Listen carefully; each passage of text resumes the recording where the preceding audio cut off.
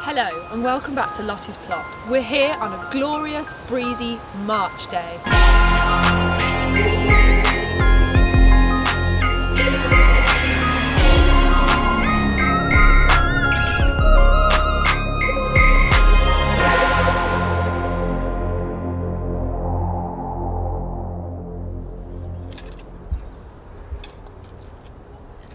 So here we are once again, digging at the plot. This is going to be bed 5. The soil here has been better worked by the previous tenant, and we're trying not to compact it too much by piling it up or walking on it. So I'm digging a trench to take the frame, and we will line and backfill when the frame is in place. But it's hard work as ever, even though it's not a warm March day. The weather has been dry, so the soil is easier to work without pools of surface water. The frames are sturdily constructed and too heavy to safely lift and position for one person. So Dadcam helps to move the frame about so that I can continue the trench. Getting the trench right now will save time and effort later, so using a straight piece of wood as a guide to dig the boundary line will help.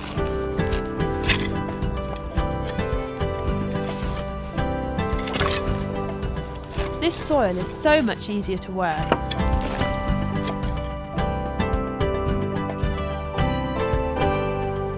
I'm just having a break.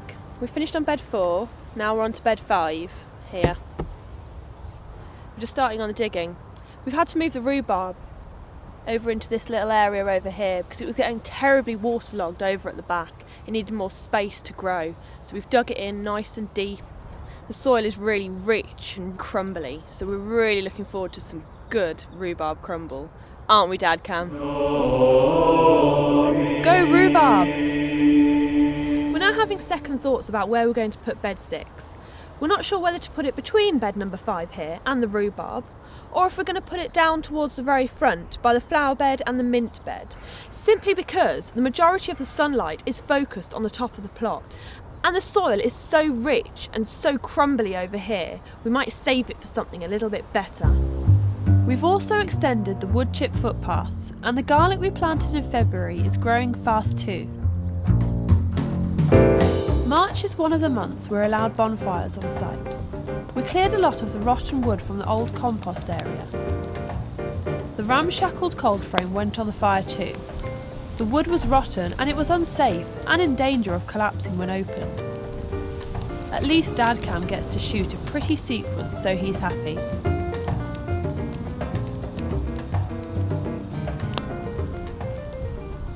The great strength of allotments is that there is always someone with vast experience in gardening to give advice. One of the horticultural sages at Moor Green Allotments is Robert Osborne, or Oz, whose roots lie in commercial horticulture.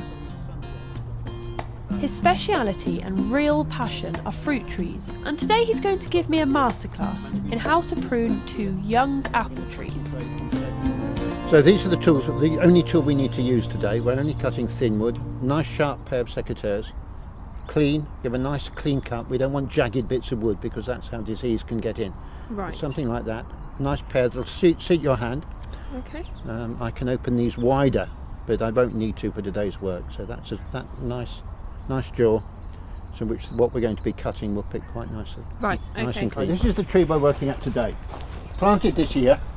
So we're concentrating on pruning it to build up the size of the tree, not the fruit. Right. If it produces too many fruits too early, it's going the effort of producing fruit and leaves will be too much for it, and it will just start to shrink rather than grow. Right. Okay. Young tree, we want to build a crown, so these 3 stems at the top will shorten to stimulate a bud that's going in the right direction to grow strongly, so that when the surge comes up from the roots, it goes out there, filling this space. Gradually their weight will bring them down. We will gradually remove these stems. For the moment, leaves on here will help to build up the trunk. Right. But if we get them down a bit, those round plant buds, if you were to dissect them under a microscope, you'd find all the parts of the flowers already in there, just waiting to absorb, take up water and air and come out to full size. We've got growth buds, these really tiny ones that you can't see. There's just unformed leaves in there at the moment. So on this one, there's a bud there, and there's a bud here, And if I was to cut there, just below the bud, it's quite likely that disease would get in and spread down and keep on spreading down right to the trunk. So it's important to find the bud you want, 1/2 inch, 1 centimetre above the bud, nice clean cut at an angle. The rain won't sit in there, certainly not at that angle, and the growth potential in that bud will help to seal off the wound here so that the disease doesn't get any further down. Right. Would you like to have a go? Okay, yep, sure. Right, So find the bud you're going to cut at. I'm going to go this bud here. Okay. That's about at an angle, Yes. about a centimetre. So 1/2 inch, centimetre away. Yeah, So so... you can move in a bit closer. Okay. About there. Yeah. Right. A nice sharp squeeze. There we are. Neatly done. Get some leaves here, and that sap will feed down into the trunk to build up the trunk. Well, that'll be useful for when I plant some fruit trees in the future. We hope to have more masterclasses available in the near future. Follow the links on the More Green Allotment website.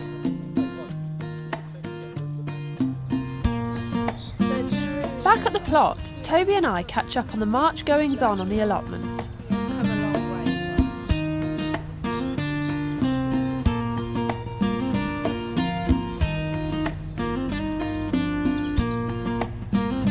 Well, it's been a really, really good time.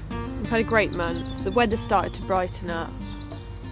It's getting a lot warmer, a lot nicer to work outside, really. Yeah, and then I'm quite looking forward to the future of this allotment because we've got the potatoes coming probably in April, and then we'll have other stuff coming in. We've got the rhubarb as well, and the herb bed we managed to get in. We've got a lot done this month actually. We've got 5 beds. There's a lot that's really starting to grow, and as I said, the weather's really, really going to help it now, so it should really start to flourish. Really, really enjoyable to watch it. Yeah. Well, and that's it for March, so we hope you've enjoyed it as much as we have, and we'll see you again in April. Goodbye. Bye.